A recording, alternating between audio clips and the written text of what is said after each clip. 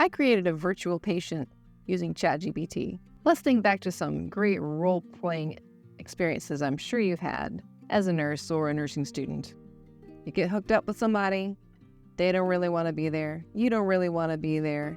Either you fake your way through it, or you just kind of mumble through the prompts that the facilitator give you. Or, worse, you get hooked up with somebody who is a little too gung-ho, and then you feel like an idiot because they keep asking you, well, you forgot this, you forgot that, what about?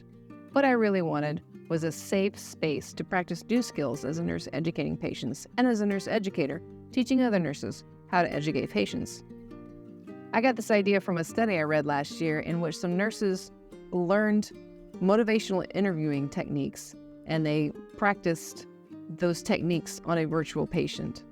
So I thought, ever since then, wow, that is such a great idea. A safe place to practice things before you say them out loud to other human beings. Love it. So I just did a screen recording of not even the process of me putting it together. Don't worry, we're not going to take nearly that long. Just me going through the conversation I had with ChatGPT to create the prompt that creates the virtual patient. So here we have how I created a prompt to get ChatGPT to pretend to be a patient for me to educate. So basically it's a virtual patient simulation, but it's a text-only version. Kind of like choose your own adventure games. So I started, of course, by asking ChatGPT, what grade level should I shoot for? And it said 6th to 8th grade level. So I said, okay, we'll do a 6th grade literacy, and I need to develop a prompt. And what I need is a prompt that my students can use to practice their patient education skills. Basically, I got ChatGPT to write me a prompt to create the scenario in which ChatGPT itself was a virtual patient. So I gave it some basic instructions. It needs to only draw on the information that the student, the nurse, gives it.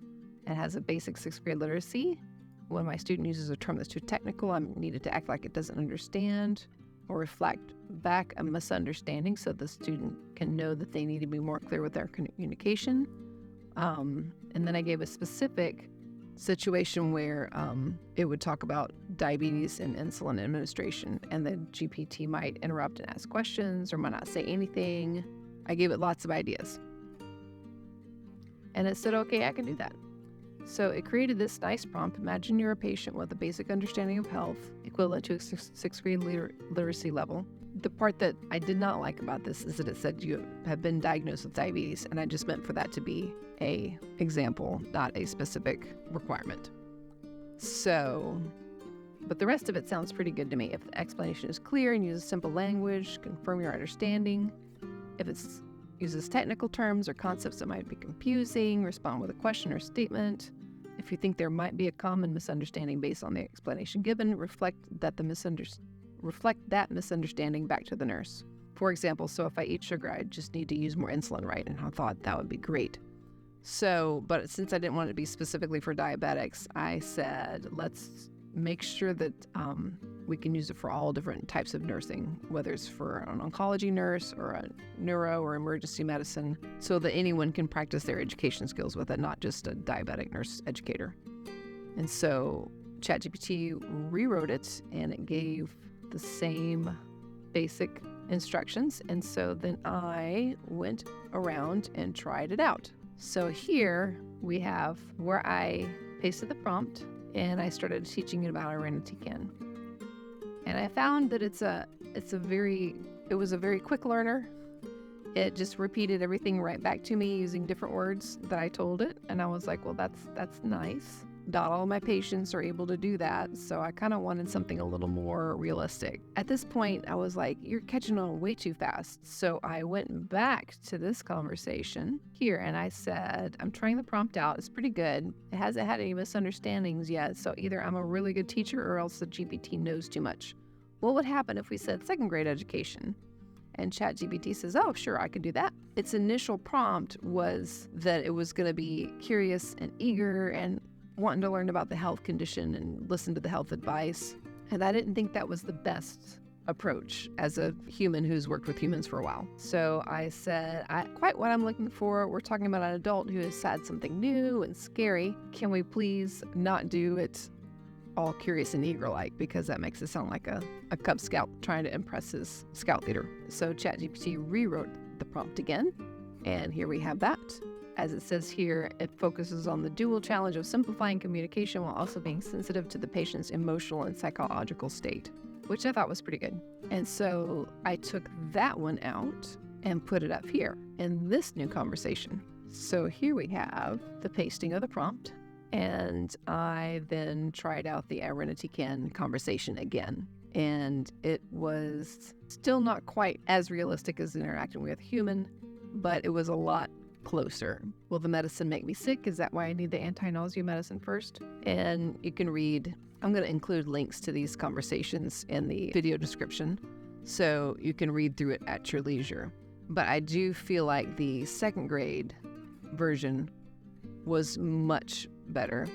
So it'll be interesting to try refining the prompt even more, to maybe not repeat everything I say immediately, because that is one of the pieces of the prompt that would help remind the nurse to do some more teach back and chunk and check style teaching, which I go over in a separate video. And then finally, back over here in the initial conversation, I said, when the student is done with the interaction, I need a way to grade it, and I'd like the GPT to grade it for me.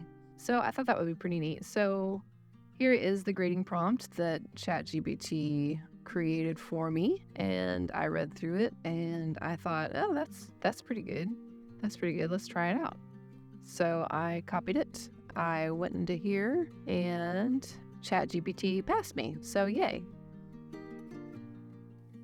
I did need some help with checking for understanding, and this is partially because I didn't edit the prompt. The virtual patient was so good about coming right back and saying, so what you're saying is this, so what you're saying is that. It didn't occur to me to say, hey, are you understanding this? Can you repeat back to me that? Because it already repeated everything. So it also gave me some feedback in areas for improvement, which is really nice. But yeah, so that's basically how I put this together. I feel like it turned out pretty good. In the future, I will edit it like I said. So yeah, that's basically how I put it together. And I think it turned out pretty well. Like I said, the links to each of these conversations I will include in the video description below. This is what they'll look like. The title of the thing has to do with the first question, not the entire thing.